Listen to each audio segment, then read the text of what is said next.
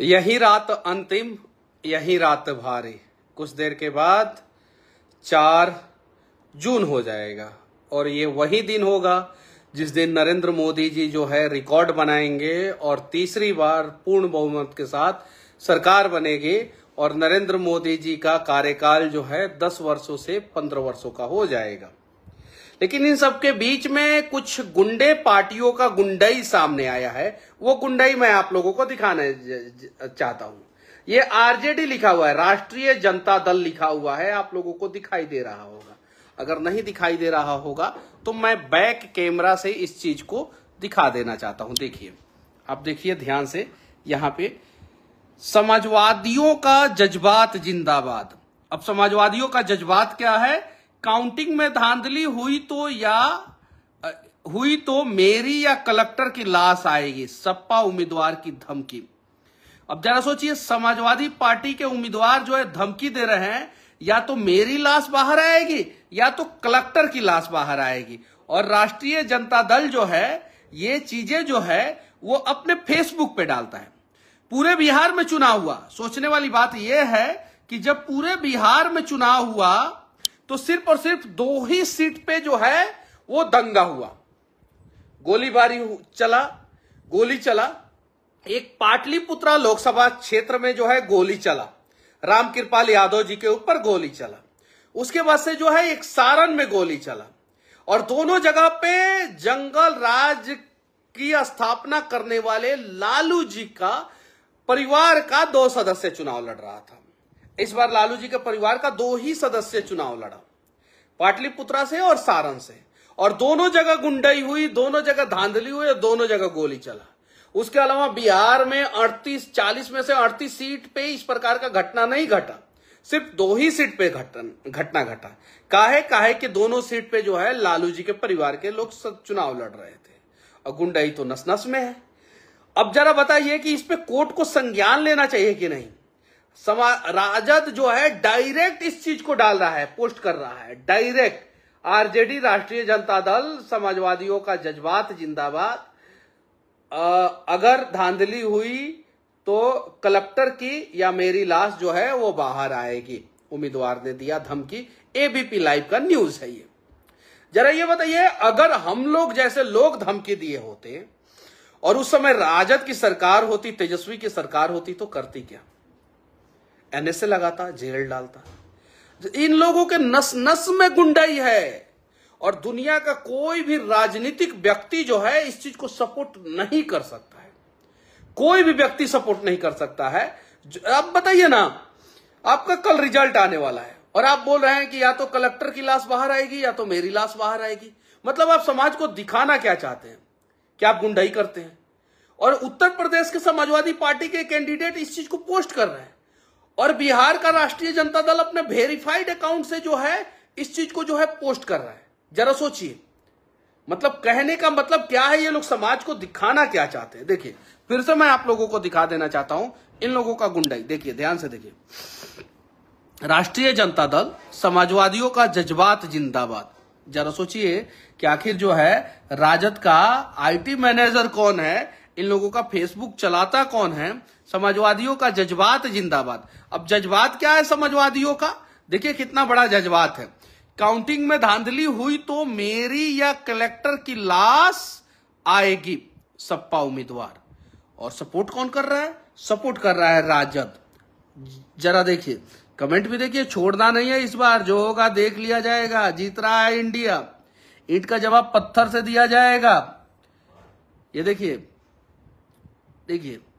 ये सारा कमेंट आ रहा है। ये जरा सोचिए, यहां पे जो लोग कमेंट कर रहे हैं उन लोगों को कहना चाहिए कि लड़ेंगे हम, एकदम 100% लड़ेंगे, लेकिन किसी का लाश गिरा के नहीं लड़ेंगे हम। भले चुनाव हार जाएंगे लेकिन किसी का लाश नहीं गिराएंगे, ये होना चाहिए। लेकिन ये लोग तो मरने मारने की बात ही करते हैं। ये लोग तो सिर्फ और सिर्फ मरने मारने की बात करते हैं। देखिए, देख लीजिए। और इनके समर्थक देखिए, कमाल की बात है कि इनके समर्थक उससे भी ज्यादा उदंड है इनके समर्थक। देख लीजिए, देखिए यहां पे, ये तो गलत है ना। ऐसा तो नहीं होना चाहिए। अब बताइए, आप दुनिया के किसी भी व्यक्ति से पूछिए, पॉलिटिकल व्यक्ति से पूछिए, क्या ये पोस्ट सही है? आरजेडी ने जो पोस्ट किया है, समाजवादियों का जज्बात जिंदाबाद, काउंटिंग में धांधली हुई तो मेरी या कलेक्टर की लाश आएगी बाहर, क्या ये सही है? अरे एक कलेक्टर को तो आप लोगों ने बिहार में मार दिया था, आप लोगों की सरकार थी तो, गुंडाई के वजह से, आप लोगों की सरकार में। अभी जो है फिर कलेक्टर को मारने की बात कर रहे हैं। आप बताइए, जरा सोचिए, ऐसा नहीं होना चाहिए, किसी भी हाल में ऐसा नहीं होना चाहिए। और ये जो बुजुर्ग नेताजी हैं, इनके ऊपर कार्रवाई होना चाहिए कि इन्होंने इस प्रकार का धमकी कैसे दिया, क्यों दिया। और कमाल की बात है कि यूपी में योगी जी की सरकार है, बुलडोजर तो पहुंचेगा ही, किसी भी हाल में बुलडोजर पहुंचेगा, ऐसे ऐसे लोगों के ऊपर कार्रवाई तो होगा ही, किसी भी हाल में होगा। अब आप लोग बताइए कि इस प्रकार का कमेंट करने वाले, इस प्रकार का बात बोलने वाले व्यक्ति को क्या कभी नेता बनना चाहिए, जो बोल रहा है कि कलेक्टर को मारेंगे या नहीं तो खुद मर जाएंगे? अब बताइए, अब भारत में जितने भी आईएएस आईपीएस अधिकारी हैं, इसका मतलब यह है कि वो राजद और समाजवादी पार्टी के गुंडों के सामने सुरक्षित नहीं है। कहने का मतलब यही हुआ। अब बताइए, तो ये गलत है। कल रिजल्ट आएगा और आप लोग जो है, मैं आप सभी समर्थकों से विनती करना चाहता हूं कि आप लोग जो है संवैधानिक तरीके से शांति बनाए रखिएगा।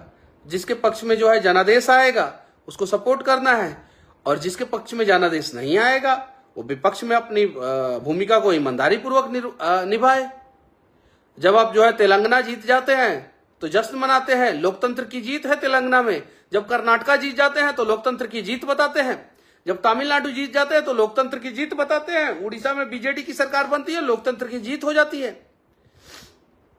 आंध्रा में जो है वाईएसआर आते हैं तो लोकतंत्र की जीत हो जाती है। बंगाल में ममता आती है, लोकतंत्र की जीत हो जाती है। दिल्ली में केजरीवाल आते हैं, लोकतंत्र की जीत हो जाती है।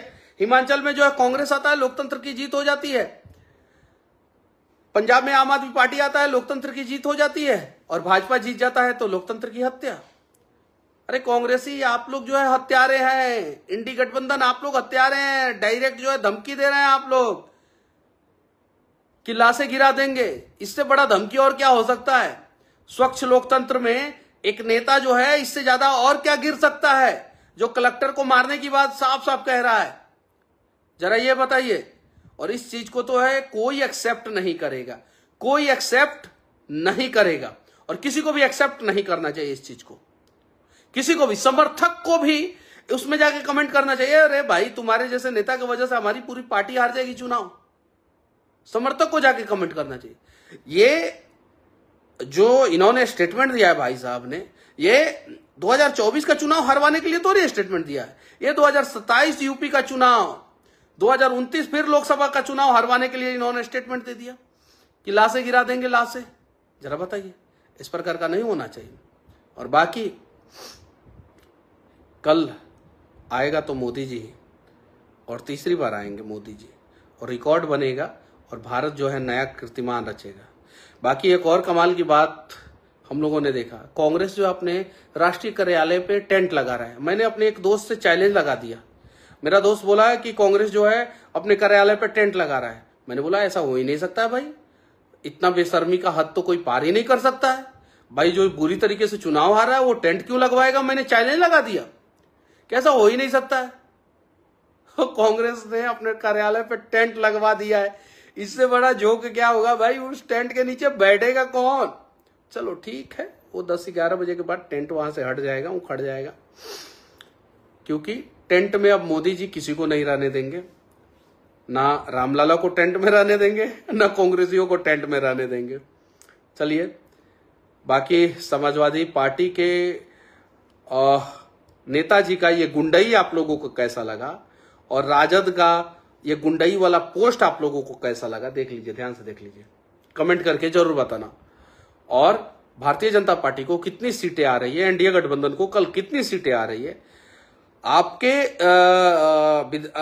लोकसभा क्षेत्र से कौन चुनाव जीत रहा है, आपके राज्य में जो है एनडीए को कितना सीट आ रहा है, भारतीय जनता पार्टी को कितना सीट आ रहा है, दूसरी पार्टियों को कितना सीट आ रहा है कमेंट करके जरूर बताना। जय हिंद।